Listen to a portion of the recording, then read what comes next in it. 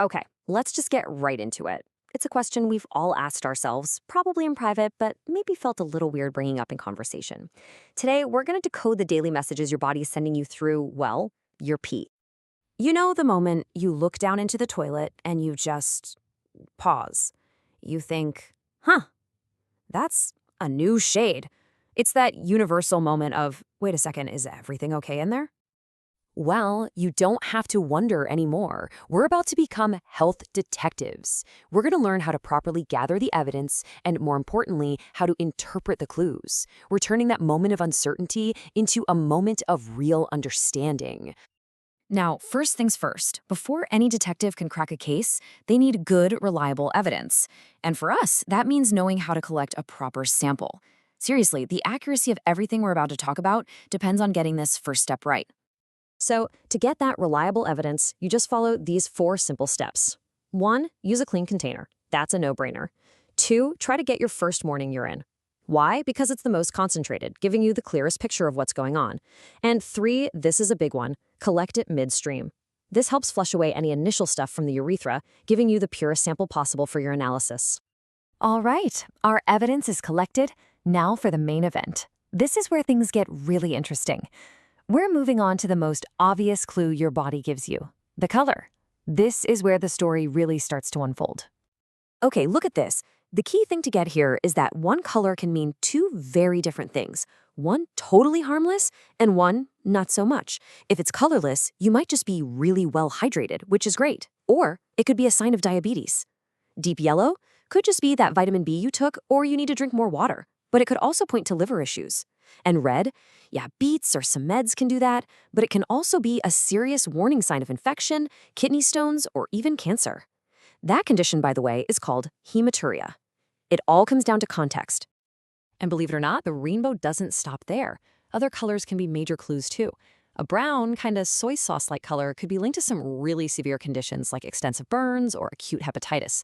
Seeing green might just be a side effect of certain drugs, or it could be a specific kind of bacterial infection. And black urine, now that's rare, but it is a serious signal that means you should see a doctor right away, as it can be associated with some heavy-duty things like melanoma or even poisoning. Any good detective will tell you, you never rely on just one piece of evidence.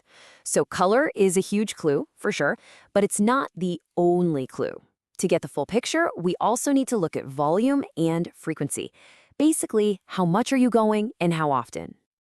Let's start with what's considered too much. The medical term is polyuria, and it basically means you're producing more than 2,400 milliliters of urine in a 24-hour period. To put that in perspective, that's more than a big 2-liter bottle of soda. It's a lot. And on the flip side, we have too little, which is called oliguria. This is when your daily output drops below 500 milliliters. That's less than 2 cups. It's a pretty clear sign that something is preventing your body from doing its job properly. So why do these extremes matter? Well, excessive urination, that polyuria we just mentioned, is a classic textbook sign of diabetes. But low urination, that could just mean you need to drink some water. Or it could be a critical warning sign for something much more serious, like kidney inflammation or even failure. Okay, let's put our new detective skills to the test on a really common case that causes a lot of stress for families: childhood bedwetting. The first clue is realizing this isn't about a child being bad or lazy. It's almost always a physiological thing. So why does it happen? A lot of the time, it's just that the child's urinary system isn't fully mature yet. It's still learning. Other factors can be things like being a really deep sleeper, psychological stress, or, just drinking a giant glass of water right before bed. It is almost never a behavioral choice. So what can parents do to help? The absolute key is positive support, not punishment.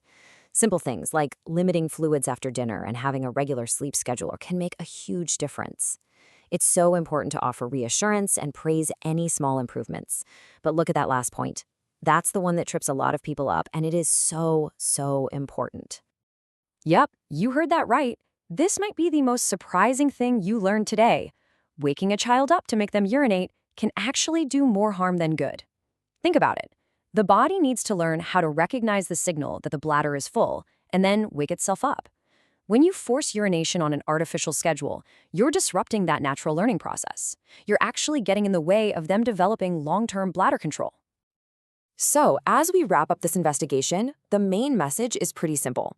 Every single day, your body gives you a free, personalized health report. All you have to do is look. Learning to read the basics is one of the easiest, most powerful forms of preventative care you can possibly practice. But let's be crystal clear about the final verdict here. This is not about diagnosing yourself on the internet or panicking over one weird colored pee. The goal is to be an informed observer of your own body.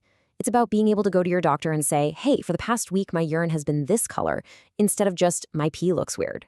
It's about gathering your evidence so you can have a smarter conversation with a real professional. So next time, just take a second, be a detective. You've got the basic training now. You know how to start decoding the signals. The only question left is, what's your body trying to tell you today?